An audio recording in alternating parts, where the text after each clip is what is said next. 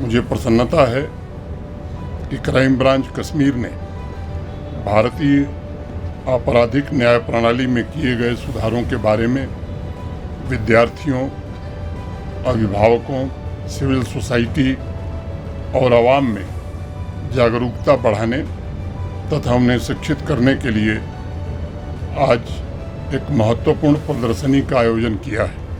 पिछले वर्ष 1 जुलाई को 3 नए आपराधिक कानून, भारतीय न्याय संहिता, भारतीय नागरिक सुरक्षा संहिता और भारतीय साक्ष्य अधिनियम पूरे देश भर में लागू हुए, जिन्हें अलग अलग स्टेक होल्डर्स के साथ लगभग 4 वर्ष से ज़्यादा तक की गई लंबी चर्चा के बाद कानून का स्वरूप दिया जा सका।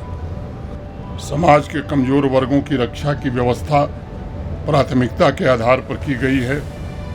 इन तीनों कानूनों ने हमारे क्रिमिनल जस्टिस सिस्टम को पूरी तरह से ट्रांसफॉर्म करने का काम किया है और इसे दंड की जगह न्याय देने वाला, पीड़ित केंद्रित, विक्टिम सेंट्रिक बनाने का प्रयास हुआ है। इन 3 नए आपराधिक कानूनों के निर्माण की शुरुआत 2019 में हुई थी, जब भारत के आदरणीय प्रधानमंत्री श्रीमान नरेंद्र मोदी जी ने अंग्रेजों के समय बने सभी कानूनों पर समीक्षा का निर्देश दिया था।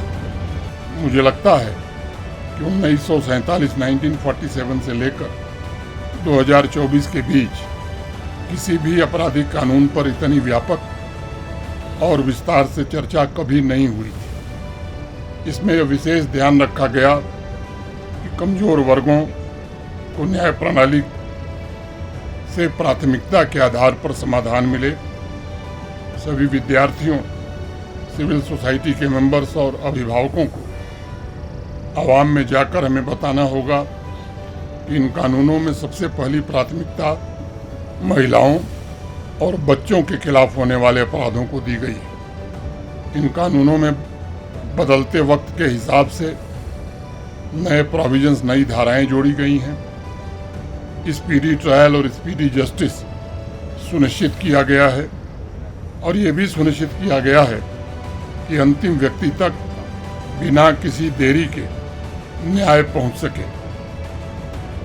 हमारी संस्कृति में कहा गया है, न्याय मूलम सुराज्यम स्यात्, अर्थात न्याय सुशासन या सुराज्य का सबसे मूल मंत्र होता है और इसी भावना के साथ सभी कानूनी प्रक्रियाओं के पूरा होने की समय सीमा भी तय की गई है और किसी भी मामले में FIR दर्ज होने से लेकर सुप्रीम कोर्ट, सर्वोच्च न्यायालय तक 3 वर्षों में न्याय मिल सके, इसका भी प्रबंध किया गया है। मैं मानता हूं इन 3 नए कानूनों के द्वारा देश ने एक नए विजन को अपनाया है।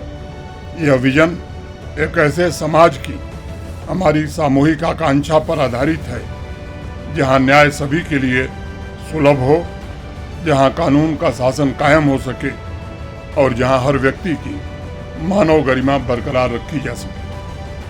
इन 3 नए आपराधिक कानूनों में ब्रिटिशर्स के द्वारा बनाए गए राजद्रोह के कानून को पूरी तरह से समाप्त कर दिया गया है। 7 साल या उससे अधिक सजा वाले अपराधों में फॉरेंसिक जांच की अनिवार्यता भी कर दी गई है। इन कानूनों के रोल आउट के समय भी मैं उपस्थित था। सभी स्तर पर कैपेसिटी बिल्डिंग और इन कानूनों के पूरी तरह इम्प्लीमेंटेशन का प्रयत्न भी हुआ है। साथ ही इस वर्ष जनवरी की मीटिंग में मैंने एक बात कही थी कि नए आपराधिक कानूनों के बारे में जनता में जागरूकता बढ़ाने के लिए जम्मू कश्मीर पुलिस, शिक्षा विभाग, सूचना विभाग और विधिक सेवा प्राधिकरण के सहयोग से हमें निरंतर जन जागरूकता शिविरों का आयोजन करना चाहिए। मुझे प्रसन्नता है कि आज क्राइम ब्रांच कश्मीर ने आवाम में जागरूकता के लिए इस प्रदर्शनी का आयोजन किया है।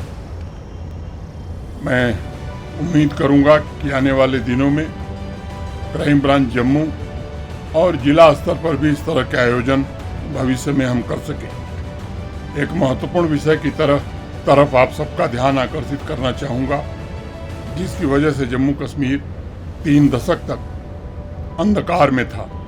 वह है आतंकवाद, टेररिज्म। आज़ादी के पश्चात पहली बार क्रिमिनल जस्टिस सिस्टम में आतंकवाद की व्याख्या करने का काम भारतीय न्याय संहिता कानून ने किया है और उसे ऐसे कृत्य के रूप में परिभाषित किया गया है जिसका उद्देश्य देश की एकता, अखंडता और सुरक्षा को खतरा पहुंचाना, आम जनता को डराना या सार्वजनिक व्यवस्था को बिगाड़ना है। जिस कृत्य से स्थानीय स्तर पर शांति भंग हो सकती है, उसे भी आतंकवाद के दर्जे में रखा गया है। मैं समझता हूँ ये आतंकवाद के खिलाफ जीरो टॉलरेंस के संकल्प को और मजबूती प्रदान करेगा तथा इसके समूल सफाई के अभियान को नई गति प्रदान करेगा। जम्मू कश्मीर पुलिस के साथ साथ मैं अन्य स्टेक होल्डर्स का भी आह्वान करना चाहूँगा कि आवाम की आस्था के अनुरूप निष्पक्ष, पारदर्शी और उचित न्याय प्रणाली के लिए हम सब खुद को समर्पित करें और एक अधिक न्यायपूर्ण व्यवस्था और रूल ऑफ लॉ का शासन जम्मू कश्मीर में लागू हो, ये हम सबका लक्ष्य होना चाहिए। मैं एक बार फिर से इस आयोजन से जुड़े सभी साथियों के प्रति हृदय से आभार व्यक्त करता हूं और यहाँ उपस्थित सभी लोगों के प्रति कृतज्ञता ज्ञापित करते हुए अपनी बात यहीं पूरी करता हूं। धन्यवाद। जय हिंद, जय भारत।